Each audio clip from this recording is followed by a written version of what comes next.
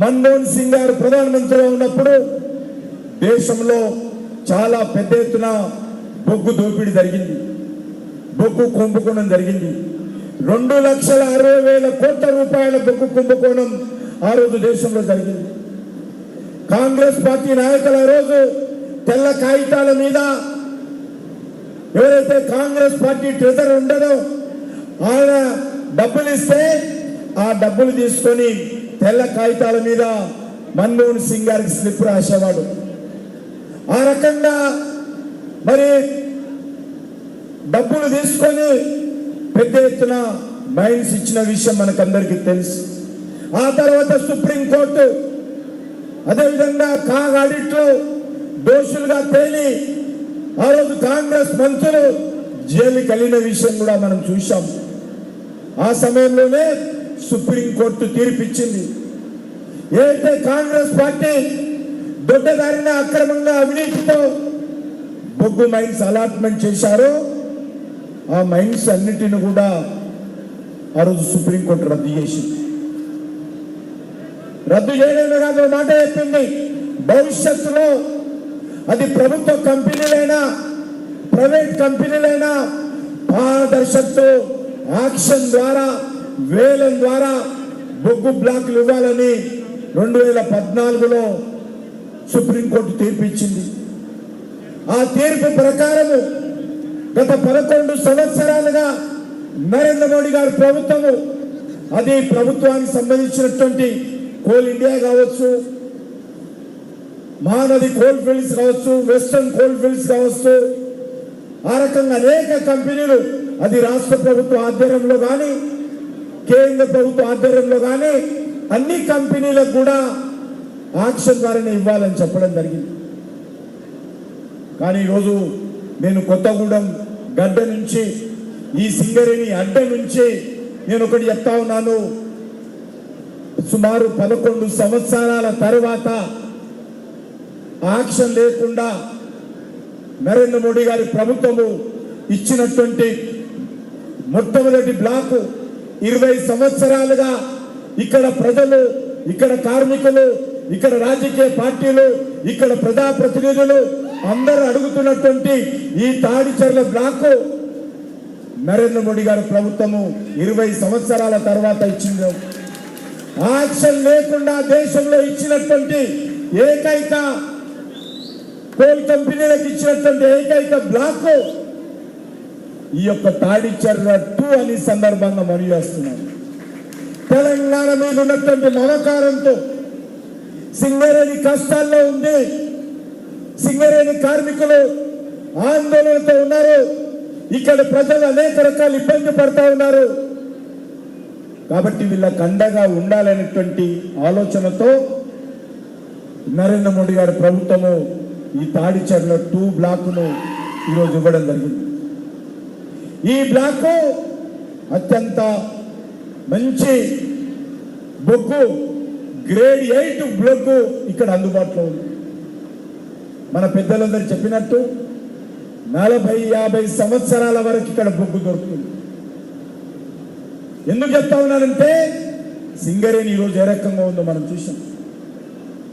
సింగరేణి ఉత్పత్తి పడిపోయింది, సింగరేణి ఆదాయం పడిపోయింది, సింగరేణిలో పనిచేస్తున్నటువంటి కార్మికుల సంఖ్య రోజు రోజుకు కుంచుకుపోతా ఉంది. ఈరోజు 40,000 మంది పర్మనెంట్ కార్మికులు ఉన్నారు, 30,000 పైచీలకు కాంట్రాక్ట్ కార్మికులు ఉన్నారు. ఈ కార్మికుల భవిష్యత్తు కూడా కాపాడుకోవాలి. ఇప్పటికే 70,000, 60,000, 50,000 ఈరోజు 40,000కు వచ్చింది. కాబట్టి సింగరేణికి బొగ్గు బ్లాకులు కావాలి. దురదృష్టం ఏంటంటే ఈ పరిస్థితి రావడానికి ఈరోజు బొగ్గు బ్లాకుల కోసం సింగరేణి ఎదురు చూస్తా ఉంది. ఈ పరిస్థితి రావడానికి గతంలో ఈ రాష్ట్రాన్ని పరిపాలించినటువంటి బీఆర్ఎస్ పార్టీ కారణం. Coal India, Mahanadi coal fields, western coal fields, ఆ రకంగా దేశంలో ఉన్నటువంటి 15 కంపెనీలు రాష్ట్ర ప్రభుత్వ కంపెనీలు కానీ కేంద్ర ప్రభుత్వ కంపెనీలు కానీ వేలం పాటలో పాల్గొని బొగ్గు బ్లాకులు తెచ్చుకున్నారు. అద్భుతంగా నడుస్తూ ఉన్నాయి అన్ని కంపెనీలు. కానీ మనకు కొత్త బొగ్గు బ్లాకులు దొరకడం లేదు. దీనికి కారణము కేసీఆర్ అహంకార పూరితమైనటువంటి చర్య. వాళ్ళు ఈరోజు మనకు తెలుసు, ఇప్పుడున్నటువంటి కాంగ్రెస్ పార్టీ కానీ 10 సంవత్సరాలు పరిపాలించినటువంటి బీఆర్ఎస్ పార్టీ కేసీఆర్ కానీ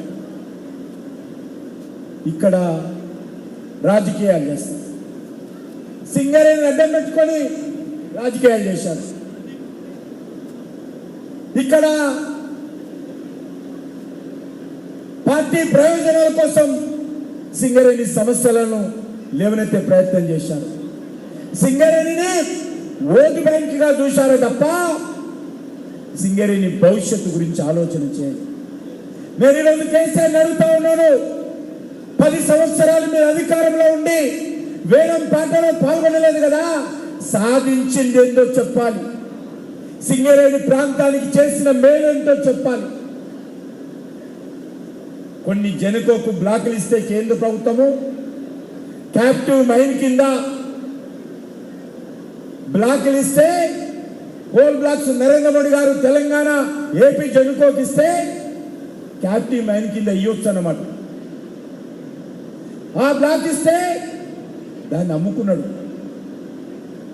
వేల కోట్ల రూపాయలకు అమ్ముకున్నాడు కేసీఆర్ సింగరేణి. ఆ తెలివి నువ్వు కేంద్ర ప్రభుత్వాన్ని అడుగుతున్నావు కదా, ఏపీకి వచ్చినటువంటి జెన్కో క్యాప్టివ్ మైన్ సింగరేణి కార్మికులకు ఎందుకు ఇవ్వలేదు నేను చెప్తా ఉన్నాను.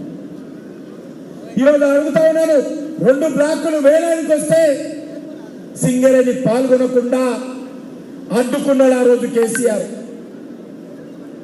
అవి ప్రైవేట్ వాళ్ళు తీసుకున్నారు. మళ్ళీ ఇటీవల మీకందరికీ మనవి చేస్తాం, నరేంద్ర మోడీ గారు ఈ తాడిచర్ల ఇవ్వకముందే సింగరేణి 2 పనులు చేస్తుంది. ఒకటి విద్యుత్ ఉత్పత్తి చేస్తుంది, 2 బొగ్గు ఉత్పత్తి చేస్తుంది. విద్యుత్ ఉత్పత్తి చేయడానికి క్యాప్టివ్ మైన్ కింద ఒరిస్సాలో నైని కోల్ బ్లాక్, మరి తెలంగాణ ఏపీ సంబంధించినటువంటి విద్యుత్ అవసరాల కోసము సింగరేణికి ఇవ్వడం జరిగింది. సింగరేణికి రైళ్లు ఒరిస్సాలో ఇచ్చాం. అక్కడ ఉన్నటువంటి నవీన్ పట్నాయక్ ప్రభుత్వము సహకారం అందించలేదు. కేసీఆర్ ఏ రోజు నేను జాతీయ పార్టీ పెడతా, టీఆర్ఎస్ బీఆర్ఎస్ చేస్తుందని చెప్పి నవీన్ పట్నాయక్తో మాట్లాడాడు. నువ్వు నా చేతి కింద పనిచేయి, నేను దేశానికి ప్రధానమంత్రి అయితా, జాతీయ పార్టీ పెడతా అని చర్చించడానికి నవీన్ పట్నాయక్ దగ్గరికి వెళ్తాడు. కానీ ఆ సమయంలో నైని కోల్ బ్లాక్ పర్మిషన్ అడగడు. నైని కోల్ బ్లాక్ సింగరేణికి సంబంధించినటువంటి నైని కోల్ బ్లాక్ అనుమతులు తీసుకోడు. చివరకు ఒరిస్సాలో బీజేపీ ప్రభుత్వం వచ్చిన తర్వాత, బీజేపీ ముఖ్యమంత్రి వచ్చిన తర్వాత నరేంద్ర మోడీ గారు మేమందరం కూడా అక్కడ వచ్చినటువంటి కొత్త బీజేపీ ముఖ్యమంత్రితో మాట్లాడి సింగరేణికి చెందినటువంటి నైని కోల్ బ్లాక్ అనుమతులు మేము ఇప్పించాం. ఇప్పుడు అక్కడ ఎండిఓ కోసం టెండర్ వేస్తే ఆ టెండర్ కథ ఎందుకు మీరందరూ చూశారు, రద్దయిపోయింది. కాంగ్రెస్ పార్టీలోని మంత్రులు ఒకరి మీద ఒకరు ఆరోపణలు చేసుకుని టీవీలలో పత్రికల్లో రాయించి ఆ Naini coal blocks action MDO ఆగిపోయింది. ఈరోజు కాంట్రాక్ట్ బేస్ మీద పని జరుగుతుంది. ఈరోజు సంతోషంగా మనయేస్తా ఉన్నాడు. అద్భుతమైనటువంటి కోల్ బ్లాక్ ఒరిస్సా రాష్ట్రము నరేంద్ర మోడీ గారి నాయకత్వంలో తెలంగాణకి ఇస్తే ఈరోజు అది కోల్ ఉత్పత్తి జరుగుతున్నదని గర్వంగా నేను ప్రకటిస్తా ఉన్నాను. సింగరేణికి ఆదాయం వేస్తా ఉన్నదని మనం చేస్తున్నాం. అది పూర్తి స్థాయిలో ఉత్పత్తి జరిగితే ఈ సింగరేణికి లాభం వస్తుంది. ప్రతి కేజీ బొగ్గు వెనుక అని మనం చేస్తున్నాం. ఈరోజు ఒకటే, సింగరేణిలో నాణ్యత పడిపోతుందని ఆరోపణలు వస్తాయి, ఉత్పత్తి తగ్గిపోతుందని ఆరోపణలు వస్తా ఉన్నాయి, కార్మికులు తగ్గిపోతున్నారు ఆరోపణలు వస్తా ఉన్నాయి. అందుకే మోడీ గారు 2 దశాబ్దాలుగా ఎదురు చూస్తున్నటువంటి ఇప్పుడు కాదు కాంగ్రెస్ ముఖ్యమంత్రులు తెలంగాణ రాకముందే ప్రధానమంత్రి గారు ఉత్తరాలు రాశారు. అప్పుడు కిరణ్ కుమార్ రెడ్డి కూడా ఉత్తరాలు రాశారు ఢిల్లీకి, మాకు తాడిచేరలు కావాలని. కానీ కార్యరూపం దాల్చలేదు, ఆదేశాలు ఇచ్చిన కార్యరూపం దాల్చలేదు. ఈ రోజు నేను సగర్వంగా మనవేస్తున్నాను, ఒక తెలంగాణ బిడ్డగా, హోంశాఖ మంత్రిగా నేను మోడీ గారిని అనేక సార్లు కలిసి ప్రధానమంత్రి గారికి చెప్పాను, మా సింగరేణి కష్టాల్లో ఉంది, మా సింగరేణి ఇబ్బందుల్లో ఉంది, సింగరేణి కార్మికులు ఆందోళనతో ఉన్నారు, ఈ సింగరేణిని ఆదుకోవాలి మనం అని చెప్తే పెద్ద మనసు చేసుకొని న్యాయశాఖ అనుమతులు తీసుకొని వాళ్ళ యొక్క ఒపీనియన్ తీసుకొని ఈరోజు ఈ యొక్క తాడిచెర్ల టు ఈ యొక్క సింగరేణికి కేటాయించామని చెప్పడానికి నేను గర్వపడతా ఉన్నాను. నేను సింగరేణి కార్మికుల తరఫున, సింగరేణి ప్రజల తరఫున, తెలంగాణ ప్రజల తరఫున మన ప్రియతమ ప్రధానమంత్రి అయినటువంటి నరేంద్ర మోడీ గారికి ఈ గడ్డ మీద నుంచి నేను హృదయపూర్వకమైనటువంటి ధన్యవాదాలు తెలియజేస్తున్నాను. ఒకటి మాత్రమే మీ అందరికీ మనవి చేస్తా ఉన్నాను, కాంగ్రెస్ పార్టీ ప్రభుత్వం కానీ గతంలో బీఆర్ఎస్ ప్రభుత్వం కానీ సింగరేణి మీద పెత్తనం చేస్తున్నారు. 100% వాళ్ళ పెత్తనం ఉంటుంది ఇక్కడ. ఏ రోజు కూడా ఇక్కడ కేంద్ర ప్రభుత్వం 49% ఉంది, వాళ్ళ ఒపీనియన్ తీసుకోవాలని ఏ రోజు అడగలేదు. ఈరోజు హరీష్ రావు, కేటీఆర్ నాకు ఉత్తరాలు రాస్తున్నాడు, సింగరేణి అవినీతి జరుగుతుంది, కోలు మాయమైంది అని ఉత్తరాలు రాస్తా ఉన్నాడు. అయ్యా హరీష్ రావు గారు, అయ్యా కేటీఆర్ గారు, మీరు పనిచేస్తున్నప్పుడు 10 సంవత్సరాలు కేంద్ర ప్రభుత్వం ఇక్కడ 49% ఉందని మీకు తెలియదా? ఏ నిర్ణయంలో కానీ మీరు భాగస్వాములు చేశారా కేంద్ర ప్రభుత్వాన్ని? వాళ్ళు చేయలేదు, వీళ్ళు చేయలేదు. అంతేకాదు సింగరేణి ఒక మరి ఈరోజు బంగారు బాతుగుడ్డుగా కాంగ్రెస్ పార్టీ బీఆర్ఎస్ పార్టీ వ్యవహరించింది. ఎవరికి దోచినంత వాళ్ళు దోచుకోలేదు.